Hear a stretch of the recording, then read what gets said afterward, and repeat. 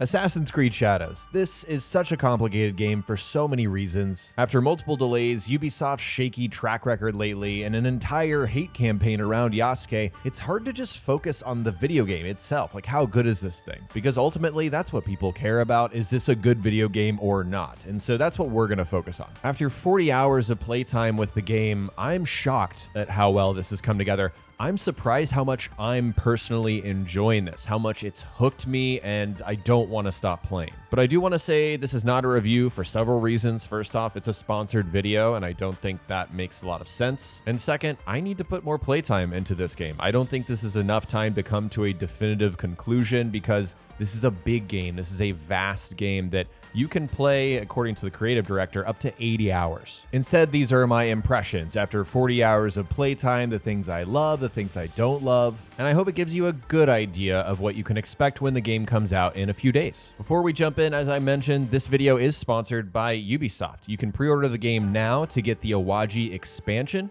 You get to explore a mysterious island, face deadly foes, master the new bow weapon, unlock new gear and abilities in 10 hours of additional content. If you watch this video and decide to pre-order the game, click the link in the description below. And once again, thanks to Ubisoft for sponsoring this video. A quick note on spoilers. I'm allowed to show you guys footage from the first 30 hours of the game with a few notable plot-specific detail exceptions. I don't show any missions where I'm killing the final target for a quest line, for example. But I will be covering things that happen in the prologue and the story trailer that's already been revealed. So nothing obviously spoilery here, but if you're super sensitive, probably don't watch this video.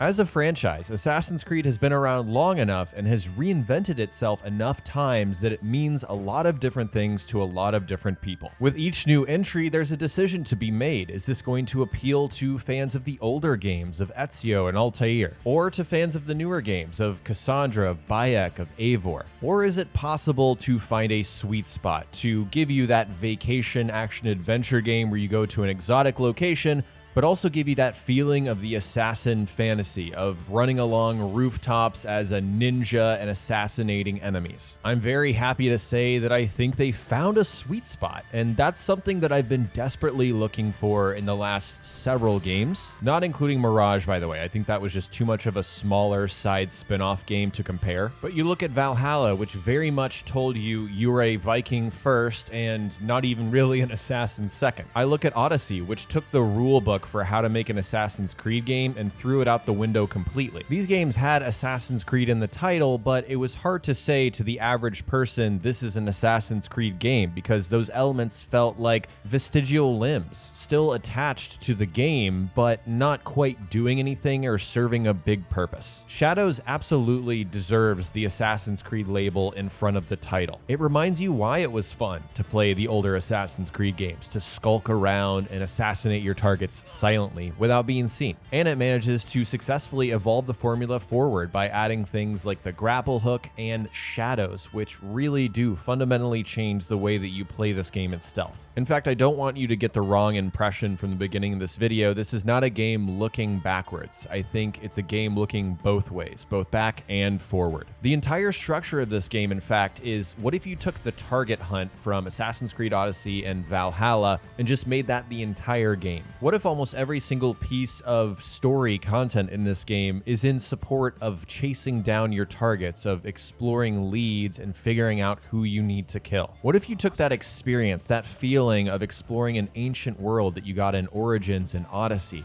and apply that to a more modern setting, but put it in Japan? And since you're in Japan, what if you overhauled all of the empty space in Odyssey with the oceans and Valhalla with the landscapes and replaced that with one of the most visually arresting and beautiful environments I've ever seen, not even kidding, ever seen in a video game before? What if you added a seasons system that completely changes the landscape every hour or so of gameplay? What if you went back to more scripted cutscenes, a style that we had over a decade ago in this franchise, and even gave players an opportunity to not make choices in dialogue? What if instead of making one character and then half-assing the assassin approach, you actually split those fantasies into separate characters, samurai and assassin. That way you're not alienating the newer players who started playing during the ancient era of games. The answer, of course, to all these what if questions is Assassin's Creed Shadows. It manages to do all of these things, and by the way, a lot more than I've mentioned. I mean, this is such a big, wide game in the way that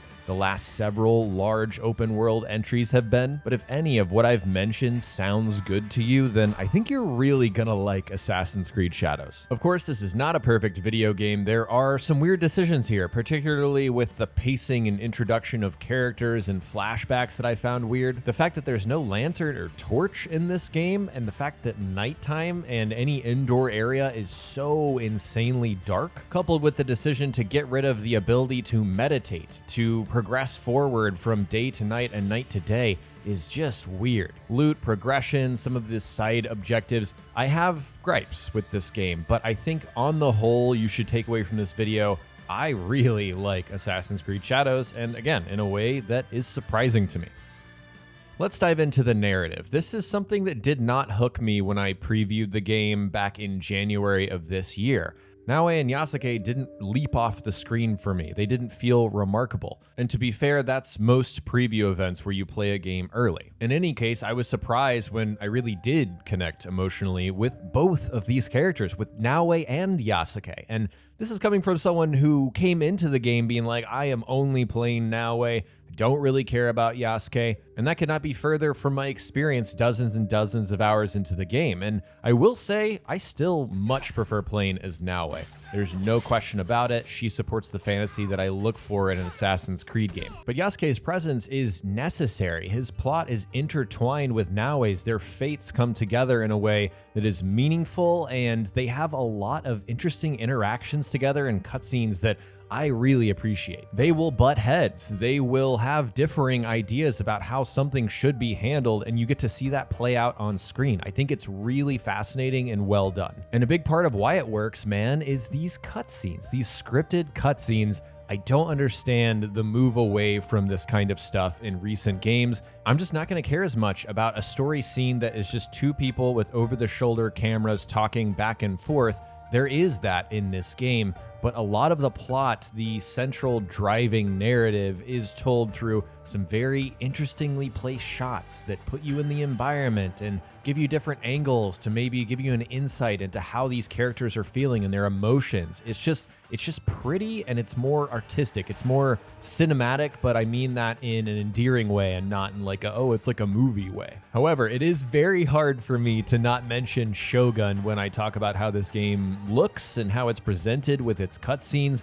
It's very similar vibes to Shogun, which makes sense because that show takes place in a very similar time period in Japan. It deals with very similar themes as well, but to be honest, that's only a good thing for Shadows because Shogun is such a fantastic show that any sort of comparison is actually a good thing. Now, where I think this game runs into issues in the first 10 hours is pacing, and I understand why they did this because every single Assassin's Creed game, it feels like the exposition goes on forever and you're just waiting for the game to actually begin. Instead, they decided to front load Naoe's story and then bring Yasuke in later. But it's super jarring because the first night there's a perspective switch, and I think it's actually really cool. You get to play as Yasuke attacking Iga, attacking Naoe's village and her family members. It sets his character up for a really cool and interesting payoff down the line. But then you switch back to Naoe, and you're stuck with her for like 10 hours. And that whole time is dedicated to Naoe picking up the pieces of her grief and trying to figure out how to move forward, and it fuels her revenge plot. You know, it's good stuff. But the whole time in the back of my mind, I'm thinking, wait, Yasuke is a dual protagonist. He's the other protagonist. Where is he? Why isn't he here? So like I said, I understand why they did it, but it just feels weird to suddenly thrust Yasuke back into the game like 12 hours in. That said, there is a satisfying, memorable moment when these two do come together and decide we're going to work together towards the same goals. Some of my favorite story moments are actually flashbacks that show how Yasuke becomes a samurai and what Lord Oda Nobunaga puts him through in order to become the man that he eventually becomes. And same goes with Naoe and her relationship with her family. You get to see this through flashbacks, and it sort of all fits together because the beginning of this game really is like an in media res start. You start starting when things have already kicked off, the action is going,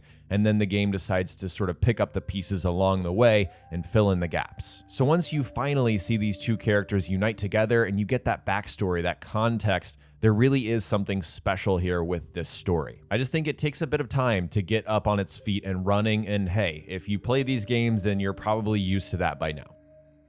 I mentioned at the front of this video that this entire game is a target hunt. They literally took the system from Odyssey and Valhalla and just made it the entire thing. Your primary targets are the Shinbaku, these 11 masked people that attack Naoe's village and steal this box from her and her family. If you played Odyssey, you might remember exploration mode, and this is where they wouldn't quite tell you where the objective target is. You had to use context clues that they give you in the top left corner in order to locate your target. You get 3 clues. You get the region that they're in, you get a point of interest they might be near, and then maybe a feature in the game, like they're near a river or a bridge. That's the default setting in Shadows. That's how you find every single thing you do in this game, and it plays out through the map with this scouting system. On one hand, I get it. It's like, this is a massive map, it's very detailed and realistic, so how the hell are you gonna find what you're looking for without narrowing down your search? On the other hand, I don't know how fun it is to open your map constantly to find what you're looking for instead of using clues out in the world.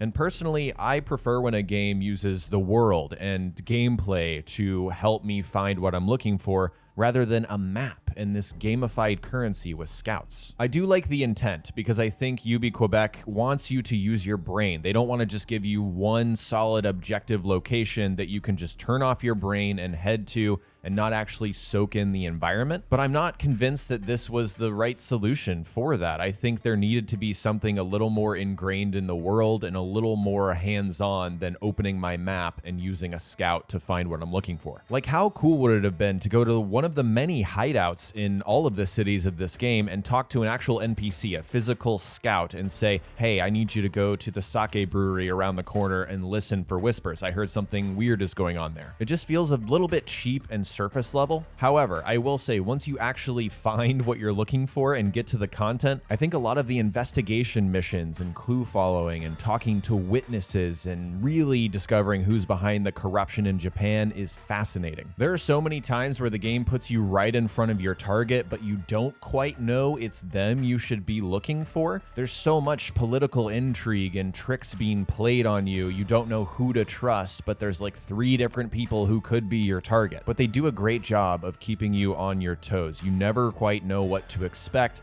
And best of all, if you thought Valhalla was too long and drawn out, these are much tighter. They're cleaner and more concise. Again, I put down 8 targets and I've never thought like, oh my gosh, this is going on forever. Can we please move on? I also really appreciate the fact that the focus is on the targets. Like, you have been wronged. This is a revenge plot, and for Yasuke, it's something a little bit different, sort of redeeming himself. But the whole point of this game is killing targets. It's knocking them off of a list of people you need to kill. It is so Assassin's Creed, and it feels like a breath of fresh air compared to Valhalla, which again ran so long that I pretty much lost sight of what I was doing, what motivation I should be following in that game. That's not the case in Shadows. Things are tighter, they're cleaner, your motivations are clear, and they definitely do not overstay their welcome. And I'm really happy they decided to go down that route.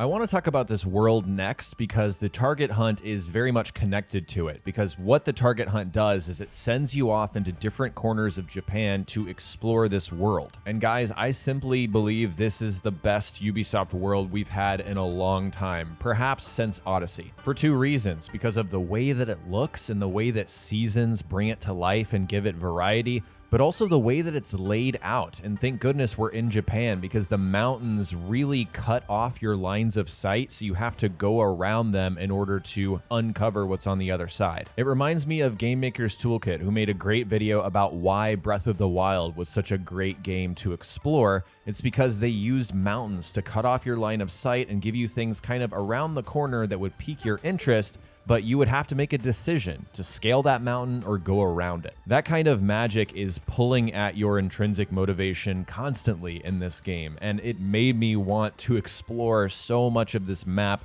at all times. And what makes that experience even better is the lighting system, the weather, and the way that seasons work in this game. This is something that I think the marketing tried to explain, but you really don't understand how it feels until you're playing the game. Every, I want to say, hour or so of gameplay, the season will progress and you'll go through all 4 seasons: spring, summer, autumn, and winter. And each of these changes the map in a fundamental way to the point where you're never feeling like you're retreading the same path over and over again. It's also not surface level. Like, winter doesn't mean there's snow everywhere. Like, it's sort of patchy in some areas, but deep blizzards in other areas. I know Shadows isn't unique in having different areas in an open world game. I mean, Breath of the Wild, like I mentioned, had snow, desert, all kinds of variety. But the fact you can visit one area and get 4 distinct experiences, and by the way, there's a 24-hour clock running at all times, means there's so much variety with this world. It's kind of crazy. It feels revolutionary to me. There were more times than I can count where I had to stop and just admire what I was looking at,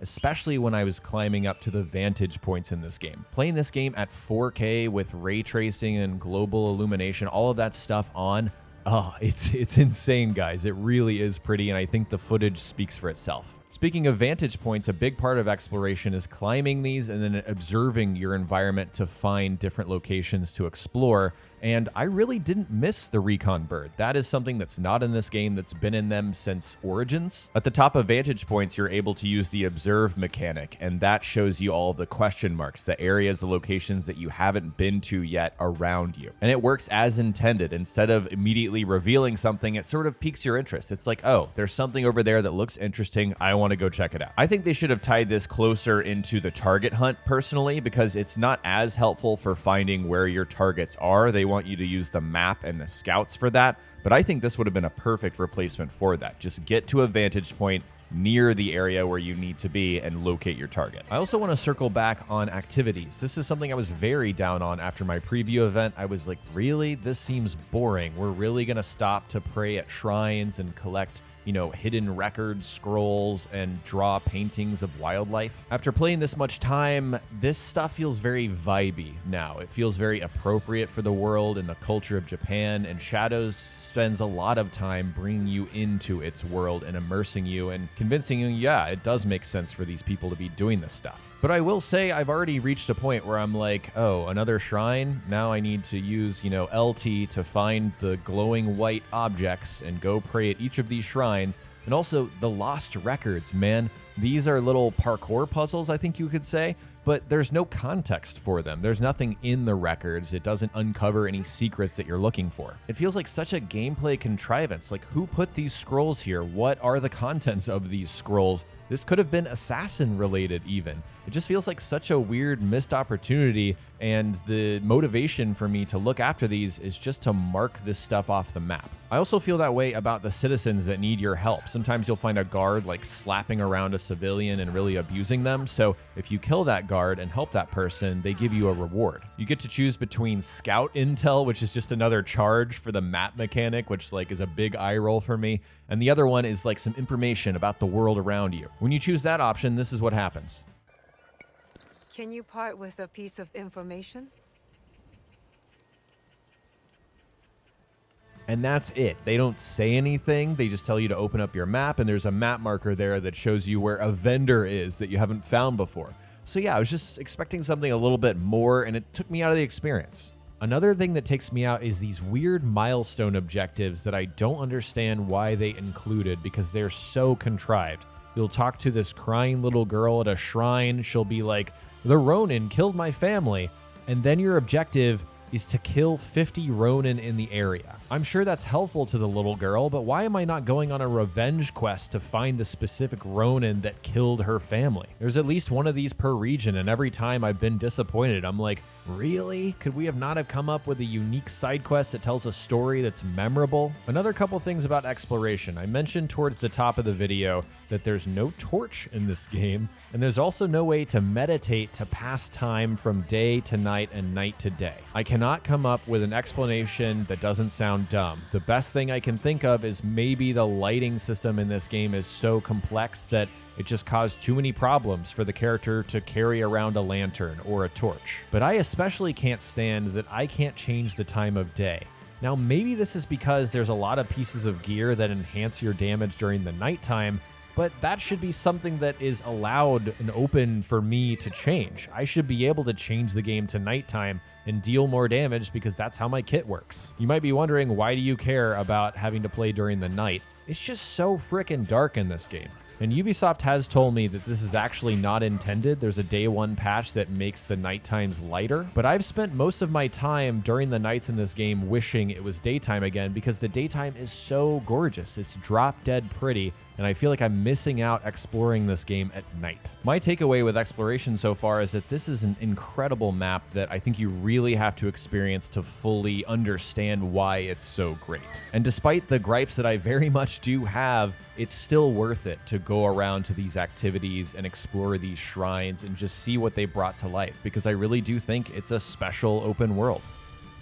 Stealth and parkour are two really important pillars for an Assassin's Creed game if you ask me, and they've been more or less missing from recent entries. Shadows is an attempt to bring these elements back to the fore and make them important again, and I think it largely succeeds at that. Most enemies that I wanted to one-hit assassinate, I pulled it off, and that's because I invested my mastery points in the assassin tree, and that upgraded my hidden blade damage. Eagle vision makes such a big difference, and that's so funny coming out of my mouth because it's been in most of the games. But it allows you to get into this rhythm where you enter a restricted area, you immediately turn on eagle vision, mark all of the targets, and then you're able to scan their movements and make your moves appropriately, and it's just satisfying. Again, like the old games were. And what makes this work is rock solid detection mechanics. It's very predictable. You know when you're going to get seen, you know when you're not going to get seen. I can count 1 or 2 times where I thought it was questionable that I was seen, and I was a little confused by that and a little annoyed. But the fact is, you can actually disappear in this game. You can disengage from combat, disappear, enemies lose you, and then you can re-engage stealth. And what makes that more possible than before even is the lighting system, using shadows to hide. When you are in a dark area,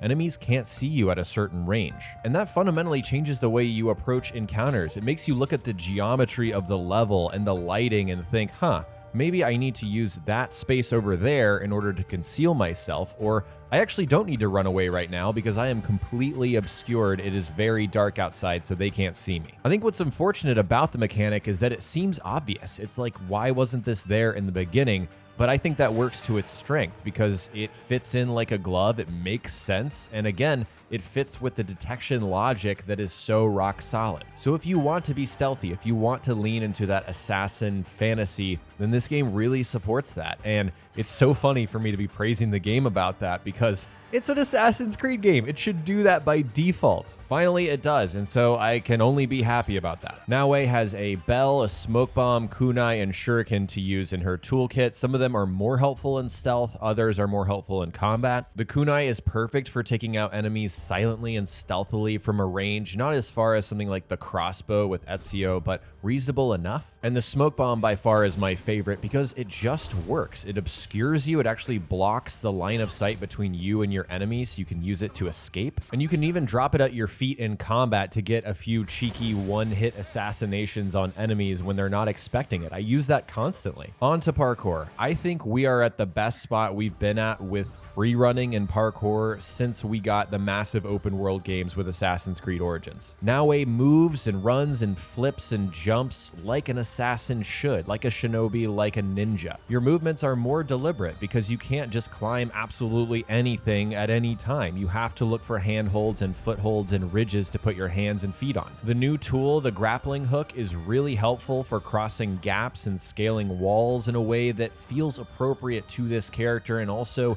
fits within the assassin fantasy. I was worried by some of the early footage of this game, thinking that her flips and flourishes would stop all momentum and it would feel sticky and not smooth. But the more I played the game, the more I realized I'm in control of these dismounts. These are inputs that I'm using, and I'm using them often because they look really cool and they're satisfying, and I have not gotten tired of them yet. In Valhalla, I had such a big problem with how slow and sluggish Eivor felt to use, Noire is like so fast, it's insane. There are actually moments where I stopped sprinting during parkour because I thought she was moving too fast. I just think they found a sweet spot here, and as long as you're not holding on to hopes that this is going to be like Unity was, or even like the Ezio games were mechanically, then I think you'll be pretty satisfied with what you have here. The one thing I will complain about though is climbing the vantage points, the tenshus. These are the big towers dotted across Japan. It is so boring to climb these because you just use your grappling hook over and like 5 to 10 times to get to the very top.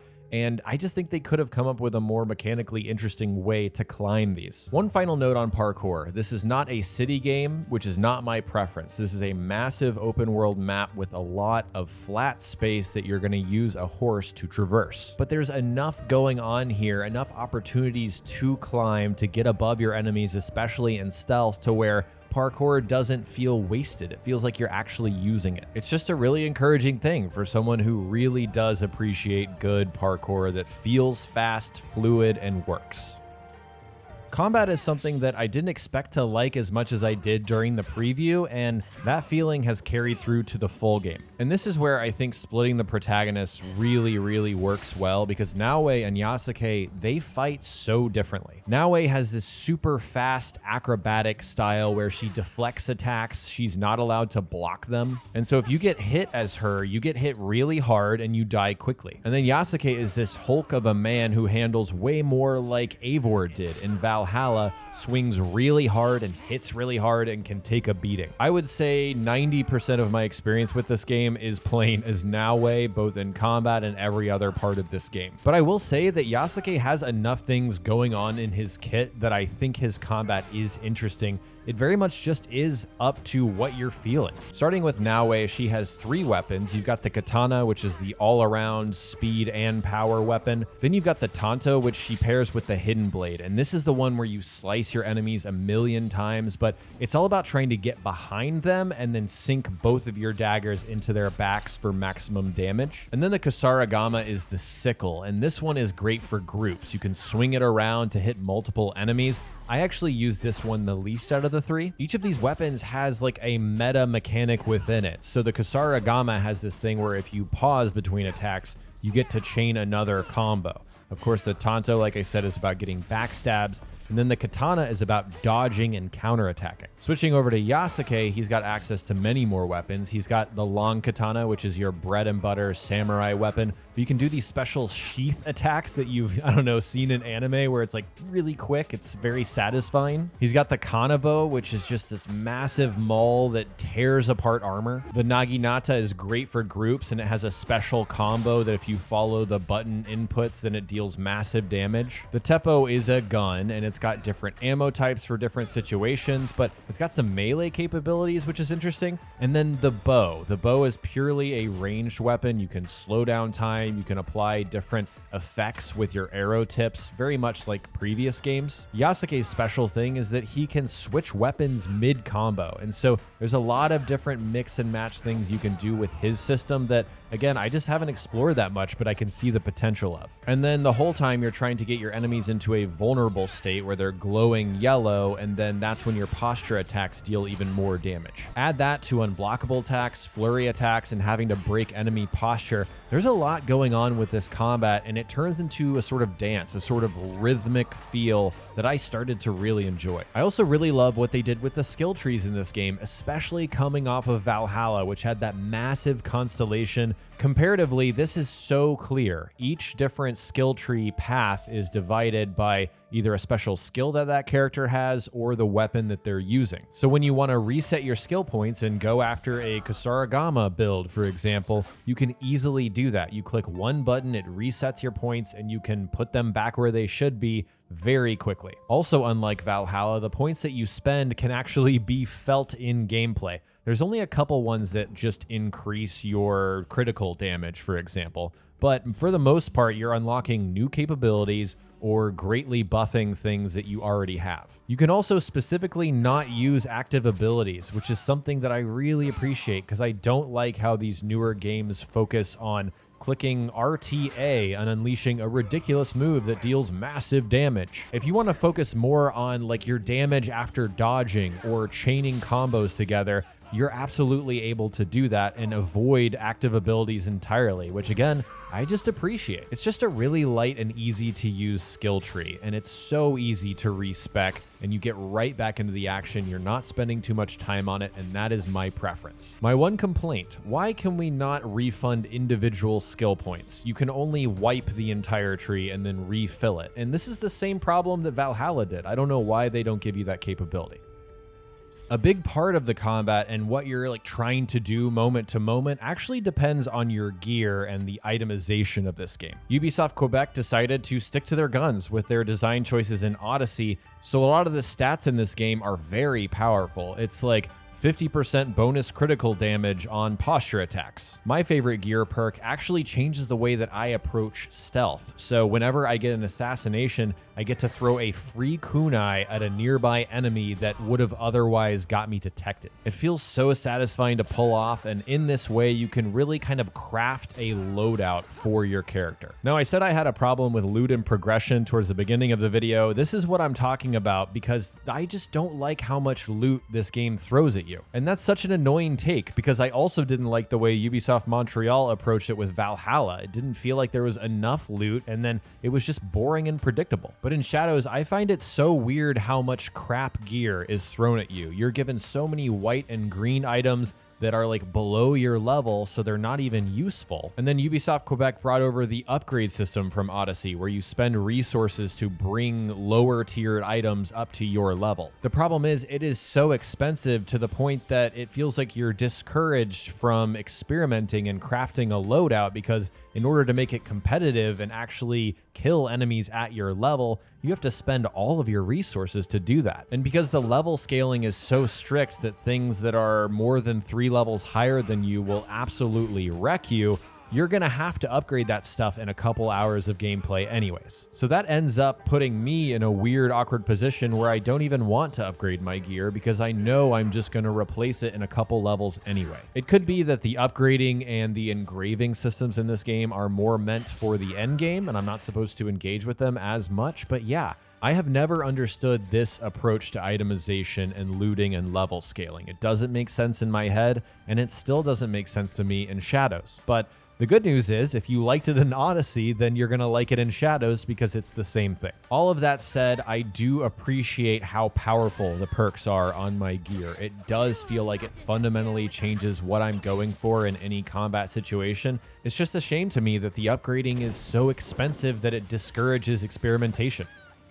Let's talk about your hideout. This is a part of the game that I think players will engage with a lot and spend a lot of time doing it, or they're gonna ignore it completely. I belong to the latter group. I barely engaged with the hideout except to place new buildings that I could afford with resources that I collected throughout playing, and I prioritized the buildings that gave me actual upgrades, like increasing how much rations healed me during combat. But there was a lot of tender love and care put into this system. I mean, you can place these buildings, you can orient them, you can customize the roof, you can place a lot of your weapons in the gallery on the inside. It's basically a souped up version of Monteregione, or more recently, the settlement system from Valhalla. It's just a bigger and better version that's more detailed. You can also walk around and talk to your allies in the camp. You'll recruit some people like the blacksmith, for example, and then he's a permanent fixture in your camp. But I found these conversations to not be super in-depth. I was kind of hoping for more. In any case, it's something I plan to explore more when I play more of this game, when I'm not on a deadline to get this video out on time before embargo. Before we wrap this video, I want to give you modern day and really hardcore old school Assassin's Creed fans an update on how this game treats the Animus and the Assassins in the modern day plotline. Keep in mind, this is only within the first 40 hours of the game, and I'm actually only able to show you and speak about things within the first 30 hours of the game. It's flat out disappointing. It might even be a step backwards from Valhalla. At least in that game, you hop out of the Animus. The Animus is like a physical thing. The modern day in the Animus is referenced at the very beginning in a cutscene, and then it's mentioned 1 or 2 more times. That is it so far. And That's so hugely disappointing to me. This game also does this thing that really is on my radar because Valhalla did something very, very similar, and I don't know why they keep doing it. They do not show you a single solitary person in a hood who calls themselves an assassin or a hidden one or anything like that. At least not in the first 40 hours. Hey, that could change. I haven't played the whole game, but it just irks me to no end because they pull similar tricks that Valhalla had where it's like, hey, there were some assassins here and they're gone now. Why? Why do we keep doing this? Why are you the way that you are? Even Mirage gave us assassins. They called them hidden ones, but they had bureaus. They were hanging out there. They were doing shady stuff. What is it gonna take for them to add hooded people running on rooftops and assassinating people in an Assassin's Creed game again? Besides me, the player. That adds so much to the atmosphere of an Assassin's Creed game. It gives almost a legitimacy to the Brotherhood in general. The fact that these people exist and they've been operating on the core tenets of hide in plain sight, stave your blade from the innocent, and work in the shadows to serve the light. You know, it's just like, what are we doing? Anyways, that bothers me. The reason it's not a deal breaker for me is because the era fantasy and the era story are very strong in this game. I really like Noire, I really like Yasuke, I really like the stealth and the combat and a lot of parts of this game. So to wrap up this video, 40 hours into Shadows, I am surprised by how much I'm enjoying it. I'm surprised by how great the stealth works, how fantastic these characters are, how fun the combat is. I like how they brought back older mechanics that I think never should have left the series, and they fit Japan perfectly. And I feel that they genuinely pushed the series forward with the lights and shadows mechanic. I think that's awesome. Perhaps most of all, I am floored by Japan. This is an absurdly gorgeous world that is genuinely fun to explore. This just feels like the perfect meeting point between the setting, the assassin fantasy, and what I think should be in an Assassin's Creed game. So it does feel like very ideal for me. Not perfect, but very good. It shouldn't really be surprising that this works. This is an Assassin's Creed game set in Japan. If they didn't make this work, then we'd be in big trouble. But I was skeptical after Valhalla. That game did a lot of things that did not work for me, and I'm really glad that I think they learned a lot of lessons and applied them to Shadows. And I can't wait to keep playing it, and I want to play it on stream with you guys. I think that'd be really fun to just explore, hang out, and talk about Shadows. I don't know if I'm going to do a formal review of this game. Sometimes when I talk about a game a lot towards launch, it feels redundant to do another one, but maybe down the line. We'll see. Thanks again to Ubisoft for sponsoring this video. Again, pre-order Assassin's Creed Shadows to get the Awaji expansion, explore a mysterious island, face deadly foes, master the bow weapon, unlock new gear and abilities, and 10 hours of additional content. Click the link in the description below. Thank you so much for watching, guys, and I will talk to you next time.